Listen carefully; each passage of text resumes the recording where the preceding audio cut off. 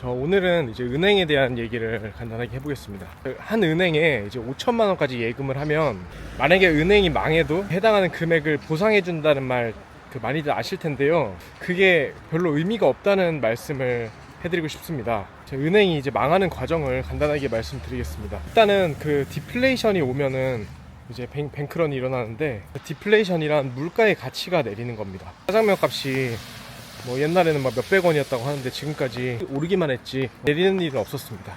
만약에 내리면 절대 안 되기 때문에 정부에서 이렇게 돈을 찍어내가지고 인플레이션을 의도적으로 발생시켜서 디플레이션을 막는 겁니다. 디플레이션, 물가가 싸지면 좋은 거지 왜 그러냐 이렇게 생각할 수도 있는데, 디플레이션이 만약에 발생을 하면은 세계에 있는 모든 주식과 채권 이런 것들이 다 싸진다고 볼 수 있습니다. 돈만 오르는 거예요. 돈의 가치만 올라가고 나머지는 다 떨어진다고 보면 되는데, 어이구씨, 그렇게 되면은 사람들이 주식을 계속 투자하고 싶지 않겠죠. 편집하다 말이 너무 장황해서 다시 설명을 드리자면, 디플레이션이 일어나면 돈이 비싸지고 물건의 가격은 줄어듭니다. 재화를 파는 기업들은 돈을 더 적게 벌 수밖에 없고, 대출한 금액은 이자의 부담이 더 커질 수밖에 없죠. 그렇기 때문에 기업이 힘들어집니다. 그래서 부도가 나고 기업이 망하면 이제 그 돈을 빌려준 은행들이 돈을 못 받게 되겠죠. 그러한 리스크가 두려워서 기업들, 개인들이 은행에 현금을 찾으려고 합니다. 자기가 보관하고 있는 게 은행이 망해서 잃어버리는 것보다 더 안전하다고 느끼겠죠. 그래서 이제 돈을 막 인출하려고 은행에 막 몰려드는 상황을 이제 뱅크로 뛰어간다 해서 뱅크런이라고 합니다. 이제 은행끼리는 다 같이 엮여 있거든요. 예를 들어서 신말금고라는 은행이 있다고 해봅시다. 제2금융권인데 거기가 만약에 망했다고 해봐요. 근데 그 은행 같은 경우는 자금을 어디서 조달하냐, 제1금융권에서 조달을 합니다. 제1금융권은 어디서 자금을 조달하냐, 한국은행, 저희 나라의 중앙은행에서 자금을 조달합니다. 어떻게 조달하느냐, 지급준비금이라는 제도가 있습니다. 예를 들어서 10%에 해당하는 지급준비율을 가지고 지급준비금을 마련한다 이렇게 말하면, 1,000만 원의 돈을 이제 인출을 하려면 100만 원만 갖고 있어도 된다는 겁니다. 100만 원만 갖고 있어도 1,000만 원을 이 세상에 뿌릴 수 있는 거죠. 제가 좀 계산을 잘못했는데 100만 원이 있으면 1,000만 원을 뿌릴 수 있는 게 아니라 900만 원을 뿌릴 수 있습니다. 그렇게 이제 은행이 조금만 돈을 갖고 있어도 어마어마하게 돈을 뿌려댔으니까 이제 경제는 잘 돌겠지만 다시 돌려달라 이렇게 반대의 상황이 오면 돈을 줄 수가 없죠. 없으니까. 일단 커피를 사왔습니다. 만약에 이제 사람들이 자기가 예금하고 있던 돈을 이제 다 찾으려고 하면은 그 돈 뿌려진 돈은 이미 신용 팽창이 돼 있는 돈이거든요. 그거를 이제 통화승수라고도 하는데, 그 통화승수가 지금 14배가 넘어요. 그러니까 14배가 많은 돈이 은행이 이제 갖고 있는 돈보다 이제 많이 뿌려졌으니까 절대 다 돌려줄 수가 없죠. 그리고 지금 은행에 이제 지급준비금을 비율로 나타내는 지급준비율이 각 분야마다 있지만 7% 정도 된다고 합니다. 근데 그런 은행이 하나가 망했을 때 연쇄적으로 잘못될 수밖에 없습니다. 그리고 이 금융권 같은 경우도 1금융권이 타고 돈에 사슬이 연결돼 있다 보니까 하나가 망하면 엄청난 충격이 있을 수밖에 없어요. 그래서 예전에 2008년 때 리먼 브라더스 사태 때도 한 은행이 망하니까 전 세계의 이제 은행들이 다 휘청휘청 했잖아요.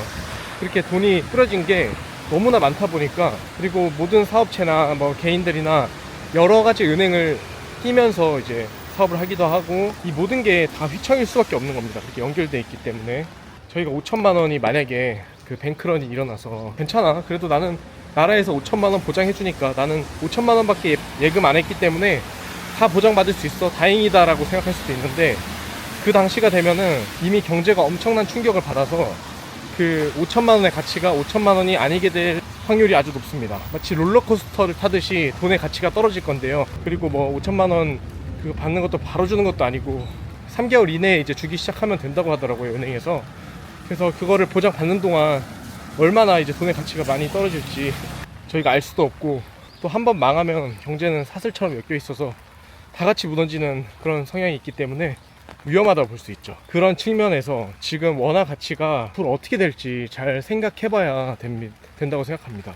제가 다른 영상에서도 말했었고 지금도 앞으로도 계속 얘기하겠지만, 각 돈마다 이제 경제 체제 그리고 돈의 세계와 이런 여러 가지 변수들을 다 업고 있기 때문에, 국제 정세를 전혀 관심 없어 하면은 우리나라 돈의 가치가 어떻게 흘러갈지 도저히 알 수가 없죠. 돈의 가치는 그 나라의 이제 경제력과 경제 산업군의 그런 약진과 이제 연결돼 있다는 것을 알 수 있습니다.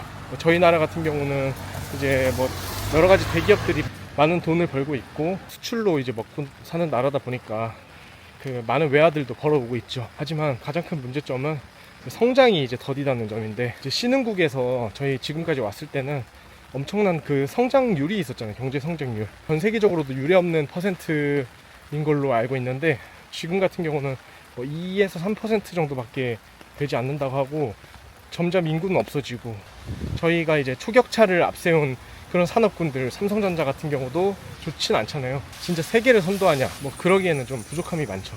명실상부 지금의 이제 트렌드는 AI가 되었고, AI에서 큰 약진을 보이고 있는 것은 엄청나게 이제 많은 영업이익을 내고 있는 회사들은 거의 다 빅테크이기 때문이죠. 하이닉스 같은 경우는 돈을 많이 벌긴 했지만 빅테크에 비하면은 역부족이죠, 사실. 근데 그런 빅테크를 가득 안고 있는 미국이 통화로 쓰고 있는 그 달러가 아무래도 더 장기적으로 봤을 때 가치가 있을 확률이 높다고 생각합니다. 저희 나라는 뭐 그나마 이제 경제력이 어느 정도 뒷받침이 되니까 원화가 그냥 환율 조금 오르고 마는 건데, 그 경제력이 뒷받침되지도 않고 뭐 자원도 많이 없고 그런 나라들은 하나둘씩 무너지고 있죠, 이미. 그래서 뭐 아르헨티나나 뭐 짐바브웨, 베네수엘라 뭐 이런 나라들은 극심한 이제 인플레이션을 겪고 있고, 뭐 터키, 튀르키예 같은 경우도 엄청난 인플레이션을 겪고 있습니다. 그래서 자국 통화의 가치가 미친 듯이 줄어들고 있는데, 장기적으로 그렇게 되면은 그 국내에서 장사하는 사람들도 자기네 나라 돈을 이제 받지 않고 뭐 달러로 결제를 해야 된다던가, 요즘에 핫한 스테이블 코인 테더 같은 걸로 이제 결제를 해야 되는 날이 올 수도 있습니다. 그 외국의 어느 나라에서는 아르헨티나였나? 거기서는 뭐 테더로 이제 결제가 가능하더라고요. 그래서 슈퍼에도 테더가 이제 가격표로 붙여져 있고 그런 현상입니다. 그래서 끝으로 하고 싶은 말은, 이제 저희가 갖고 있는 모든 자산은 다 투자입니다. 난 투자하기 싫어. 나는 투자하면 인생 망하기 때문에 그냥 예금할래 하는 것도 이제 원화에 투자를 하는 것이기 때문에, 그 점을 좀 잘 인지하면은 이제 원화에 투자하는 것이 장기적으로 어떤 방향성을 가지고 있을까, 이런 의문을 이제 가질 수 있게 되죠.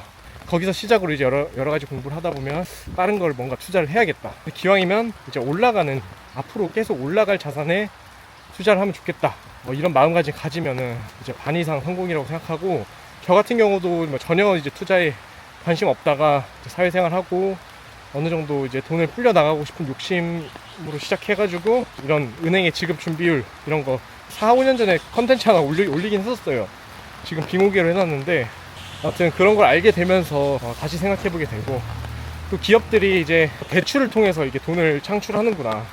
은행 같은 경우도 자기 돈을 이제 뻥튀기 해서 걔네들이 돈을 버는구나. 그리고 기업들도 그 이후에 이제 대출을 해가지고 어차피 지금 인플레이션으로 돈의 가치가 계속 줄어드니까 자기한테 없는 돈으로 이제 새로운 가치를 창출하는 그런 걸 다 알게 되니까 이게 대출도 이제 고려를 안 할 수가 없겠더라고요. 대출도 이제 좀 많이 하고 있는데 그리고 많은 수익도 보긴 했죠. 뭐 제가 수익을 봤다고 해봤자 결국은 돈을 잃은 겁니다. 왜냐면 저희가 빌릴 수 있을 돈은 이제 한정돼 있죠. 내가 연봉 1억이면 1억밖에 대출을 받을 수 없는데, 뭐 수억씩, 수십억씩 대출을 받은 사람보다 당연히 더 불리할 수밖에 없는 게임이죠. 물론 다 잃어서 패가망신하는 경우도 있지만, 그래서 이제 공부가 필요한 거는 뭐 당연히 아시겠죠. 그리고 그 끝에는 결국 정부가 모든 돈을 가장 이제 효과적으로 흡수하는 건데, 돈의 가치를 떨어뜨리는 걸 결정하는 것도 정부고, 처음에 이제 갖고 있었던 순간에는 그 돈이 가장 가치가 있는 거거든요. 그래서 항상 돈의 가치가 떨어지는 거를 막지 않고 정부는 돈을 사용할 수 있고, 그 돈이 이제 중앙은행, 시중은행, 기업 뭐 이렇게 타고 오면서 점점 돈의 가치가 떨어지니까 저희 서민은 손해를 볼 수밖에 없죠. 그게 이제 경제용어로 캔틸런 효과라고도 하는데, 이 캔틸런 효과가 좀 많이 유명해졌더라고요. 저도 이제 책에서 봐가지고. 근데 이제 메신저에서도 사람들이 많이 얘기를 하는 거 보니까 사람들이 금융 주식이 많이 올라가 있는 것 같습니다. 또 TMI가 너무 많아서 편집을 어떻게 해야 될지 모르겠는데, 여러분이 이제 원화에 대한 생각 한번 다시 복귀해보면 좋겠다라는 관점에서 이번 영상을 한번 찍어보았습니다. 그리고 말 안 한 게 있는데, 5천만 원 예금 한도 1억으로 올라갑니다. 올해 이제 9월부터인가 이제 올라간다고 하는데 별로 의미 없는 거 이제 아시겠죠? 자, 감사합니다.